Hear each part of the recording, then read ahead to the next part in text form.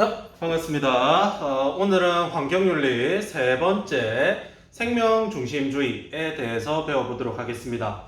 지난 시간에 배웠던 동물중심주의 같은 경우에는 도덕적 지위를 동물, 감각 능력을 가지고 있는 동물까지로 확장했다면 생명중심주의 같은 경우에는 감각, 감정을 지니지 못한 식물까지 확대시키면서 모든 생명체를 도덕적으로 존중해야 된다라는 관점이에요. 그래서 동물중심주의도 그렇고 생명중심주의도 그렇고 많이 사용하는 표현이 이 내재적 가치라는 것을 많이 사용하는데,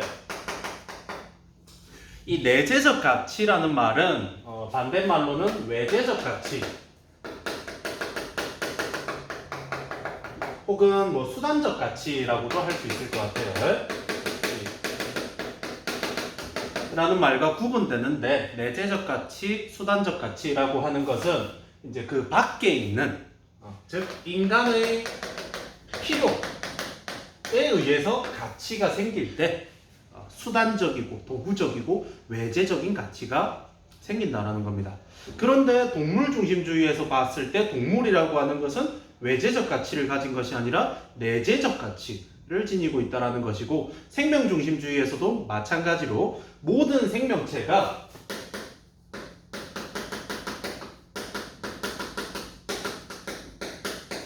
그 자체로서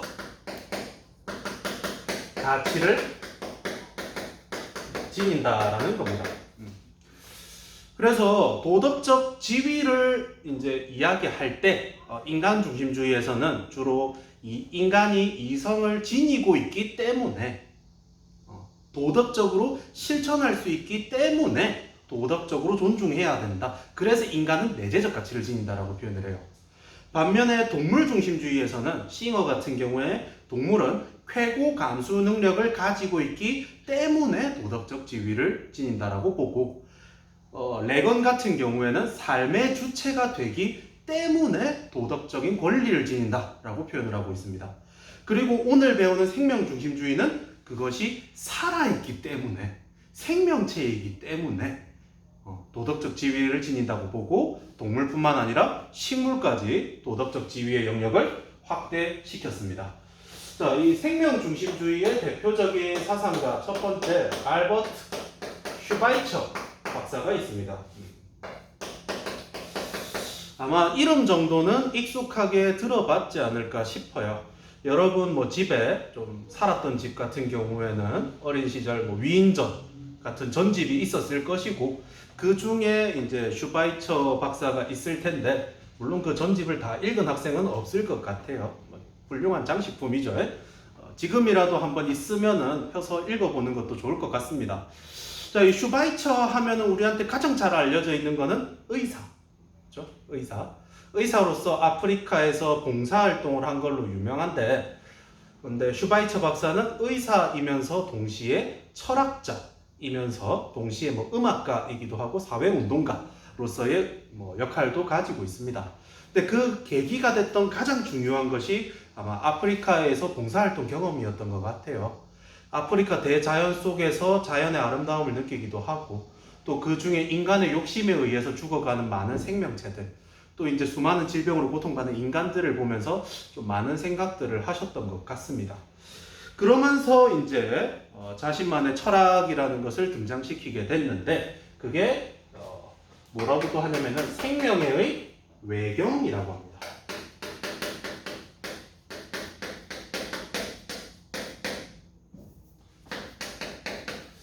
조금 말이 어려울 수 있어요. 생명의 뭐 생명체에 대해서 외경, 우리가 경외심을 가진다, 외경심을 가진다, 이런 표현을 쓰는데, 두려워할 정도로 공경하는 것, 그것을 외경이라고 합니다.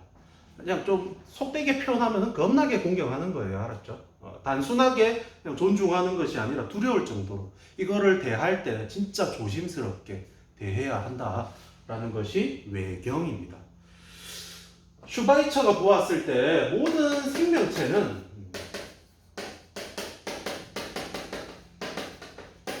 스스로 살고자 하는 의지를 지니고 있습니다. 우리가 예전에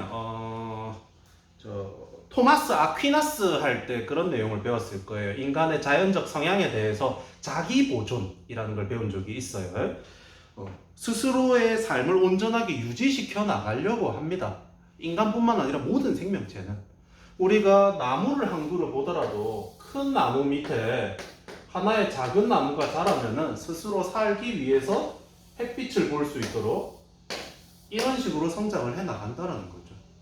그 다음에 동물과 인간 같은 경우에는 자신의 욕구 혹은 삶을 개선시키기 위해서 적극적으로 노력을 합니다. 단적인 예로 우리는 목이 마르면 물을 마시려고 하죠. 동물도 마찬가지입니다. 그걸 마시려는 이유는 살기 위해서죠. 모든 생명체는 이 살고자 하는 의지를 가지고 있기 때문에 우리는 경외심을 가져야 된다라는 게 슈바이처의 출발이에요. 그러면서 생명과 관련되어 있는 세 가지 원칙을 제시하는데, 첫 번째, 생명 동등성의 원칙을 제시합니다. 모든 생명체는 그 자체로서 가치가 같다라는 거예요.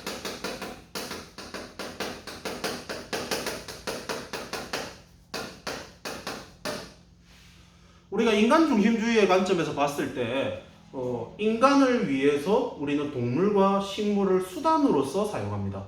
인간의 가치보다 나무의 가치를 낮게 잡고 있어요. 하지만 슈바이처가 보았을 때 모든 생명체의 가치는 본질적으로 동등하다는 겁니다. 알죠? 그래서 우리는 이 모든 생명체를 어떻게 해야 되느냐, 좀 로맨틱하게 이야기합니다. 생명 동등성 원칙, 사랑의 원칙. 이 모든 생명체를 사랑해야 됩니다. 사랑해야 됩니다. 왜 이렇게 사랑이라는 추상적인 표현을 썼냐면은 세 번째 원칙 때문인데, 생명 차등성의 원칙이 있어요.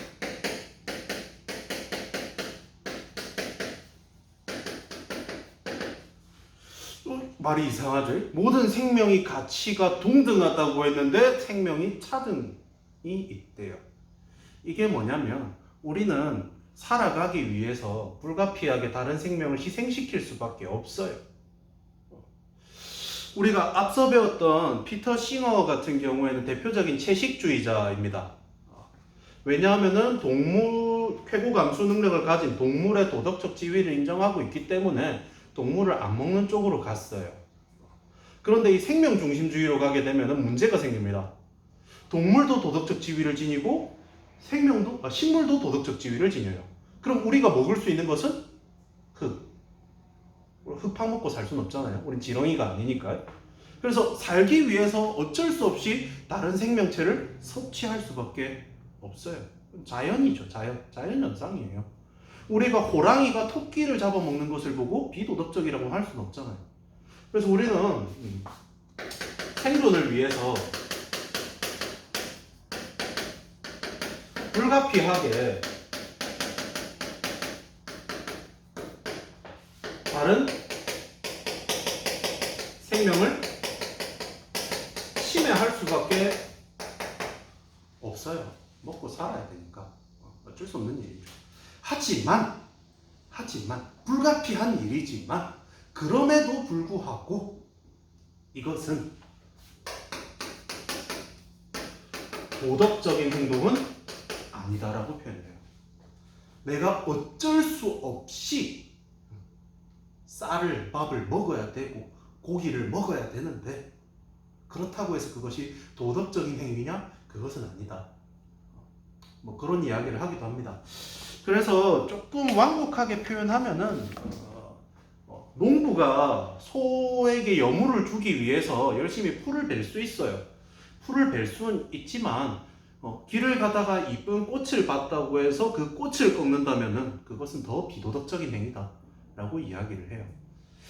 그래서 우리는 자연 속에 살기 때문에 어쩔 수 없이 다른 생명을 침해할 수밖에 없지만 모든 생명의 가치는 본질적으로 동등하고 그렇기 때문에 그것을 장난삼아 재미삼아 함부로 죽이면 안 되고 사랑으로서 그 생명체들을 베풀어야 된다.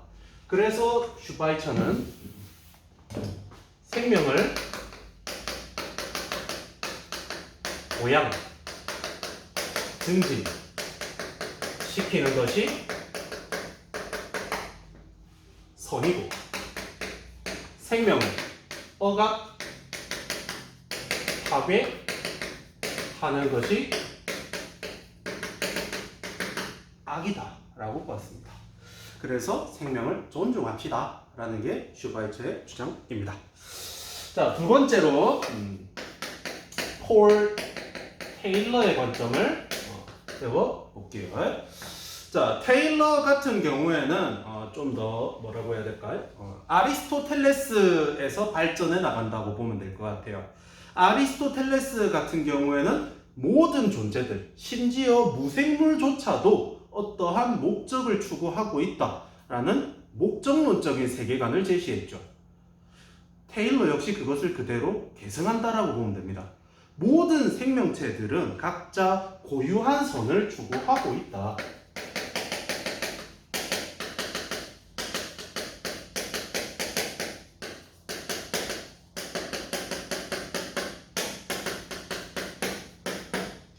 밤송이는 밤나무가 되려고 하고, 강아지는 개가 되려고 하고, 아기는 어른이 되고 노인이 되어 간다. 피카츄는 라이츄가 되어 간다. 결국 우리는 모두 목적을 추구하면서 살아간다라는 거예요. 그런데 아리스토텔레스는 그 목적에 위계가 존재한다라고 했죠. 위계가. 식물은 동물을 위해, 동물은 인간을 위해 존재한다라고 했지만, 테일러 같은 경우에는 이 목적이 모두 다 동등하다라고 생각을 합니다. 각자가 가지고 있는 것은 각자가 가진 고유한 선이에요. 여기에 어떠한 차등을 두지 않습니다. 그래서 모든 생명체들은 각 고유한 선을 추구하는 목적론적 삶의 중심이다 라고 표현해요. 레건의 삶의 주체라는 표현처럼 테일러에게 있어서 가장 핵심적인 키워드는 목적론적 삶의 중심입니다. 그래서 우리는 이 목적론적 삶의 중심이 되는 모든 생명체에 대해서 어떻게 대우해야 되느냐? 슈바이처와 마찬가지로 모든 생명체의 가치가 동등하다라는 생각을 깔고 있고, 그걸 바탕으로 그 목적을 추구하는 이 행위에 대해서 우리는 침해하거나 간섭해서는 안 된다라는 것을 강조해요. 그래서 테일러의 자연에 대한 네 가지 의무가 있는데, 첫 번째가 불침해 의무예요.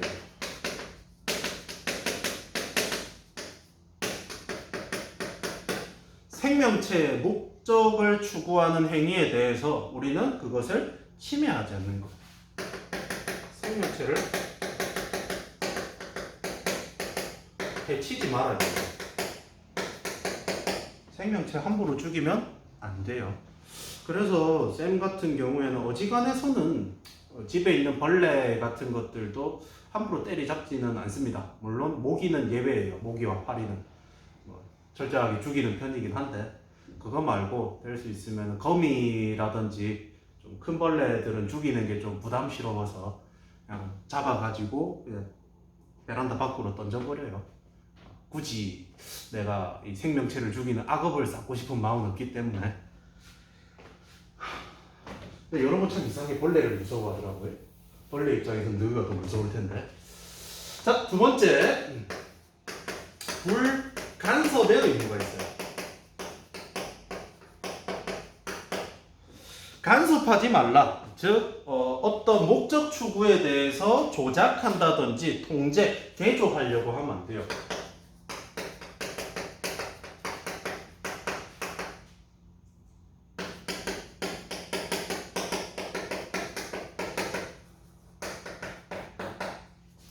근데 이거는 비단 생명체뿐만 아니라 자연에 대해서까지도 이야기를 합니다. 자연에 대해서도 침해하지 말라라는 표현을 하는데 요건 조금 조심해서 봐야 돼요. 뭐냐면은 칸트의 관점에서 표현하자면 생명체를 존중하는 것은 직접적인 의무예요. 하지만 자연을 이제 함부로 대하지 않는 것은 간접적 의무라고 생각을 하면 됩니다. 생명체는 도덕적 지위를 지니지만 생태계라고 하는 것, 자연이라고 하는 것에 도덕적 지위를 테일러가 인정하는 건 아니에요. 그래서 이거 맥락을 잘 알아야 됩니다. 결국 생명체가 살아가기 위해서는 자연이 잘 보호되어 있어야 되고 그걸 위해서 자연을 함부로 대하지 말라 정도로 이해를 하면 됩니다. 다음 세 번째,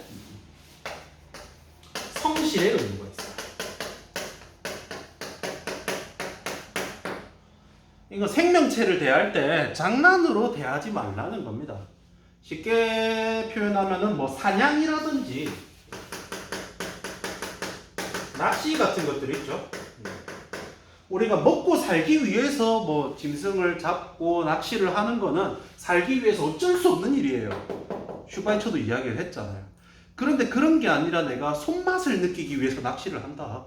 기록을 측정해서 보다 많은 뭐 사냥감을 잡기 위해서 가죽을 장식품을 만들기 위해서 생명체를 죽인다. 그거는 성실의 의무 위반이라는 거예요. 마찬가지로 우리가 급식에서 먹는 밥, 반찬들도 마찬가지인 거죠. 그들이 태어나서 살아가는 목적이 그들 나름의 고유한 선을 추구하기 위함인데 그 목적을 우리가 꺾으면서 우리 밥과 반찬이 되었잖아요. 근데 그것을 음식물 쓰레기로 만들어버리는 것은 성실의 의무를 위반하는 거겠죠. 음식을 남기는 일이 없도록 했으면 좋겠습니다. 마지막으로 좀 좁은데 보상적 정의.